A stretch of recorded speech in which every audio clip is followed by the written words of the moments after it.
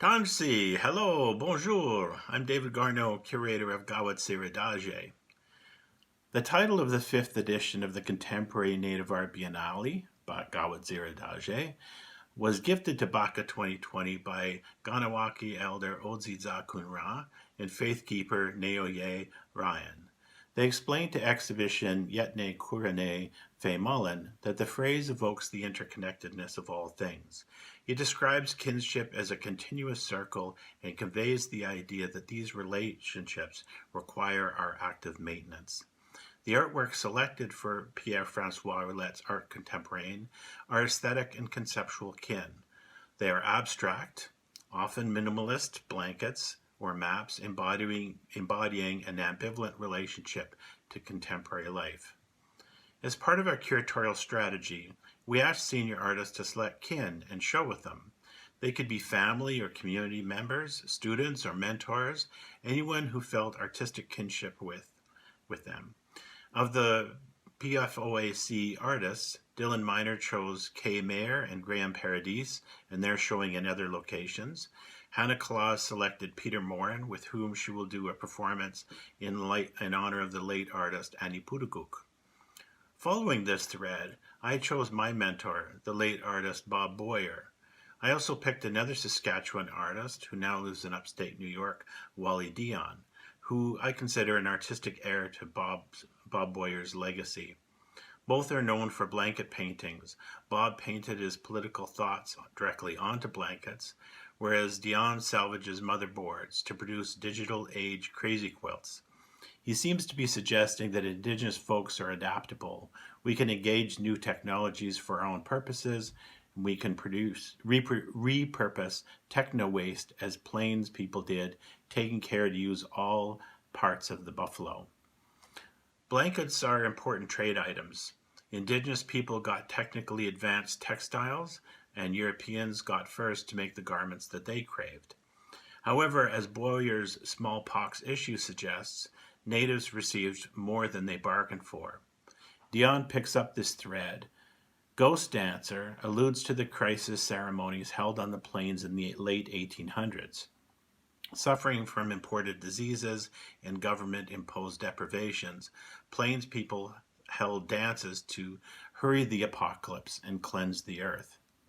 Hannah Claus's Invaders consists of 3 iconic Hudson's Bay blankets.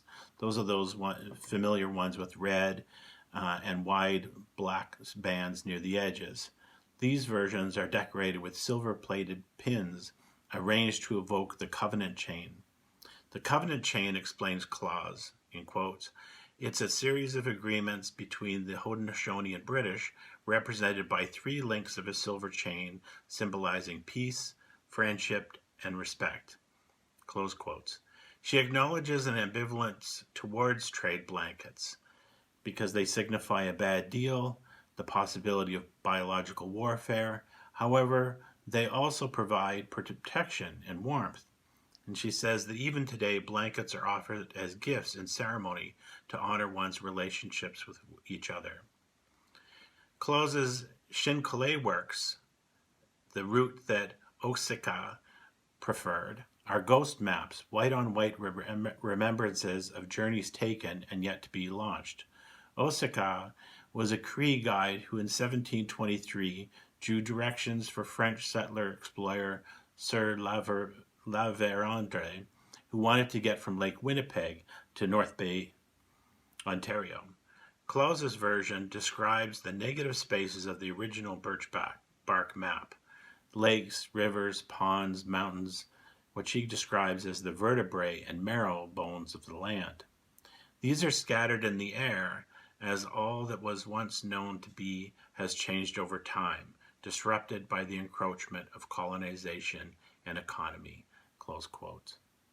Dylan Miner also explores negative spaces. Writing about his work, Ron Platt explains that Miner, quote, probes the spaces that exist between environmental colonialism and our shared realities in the contemporary world, close quote. Miner takes great joy in harvesting plants, in perpetuating Métis stewardship practices. His work, Earth, Sky, Water, is a series of samples ranged in a grid and it records his visual passage through nature. Mixed media paintings with ink, dye, mineral, earth, smoke, bitumen, copper, and cyanotype on cotton. This collection is a record of nature made literally from nature. They embody what they represent. The inclusion of bitumen reminds us of resource extraction. As with other works in the exhibition, Miner cannot simply enjoy nature and the world without also acknowledging human intervention and exploitation. He is aware of his footprint, really how all of us are implicated in the slow unfolding environmental catastrophe if we allow it to happen. A certain ambivalence courses through the Pierre-François Ouellette exhibition. All of the artists make beautiful things about our fraught histories and continuing bad relations. And yet I see a hopefulness here, a sense of endurance if we remember where we come from and where we best be going. Thank you very much. Enjoy the exhibition.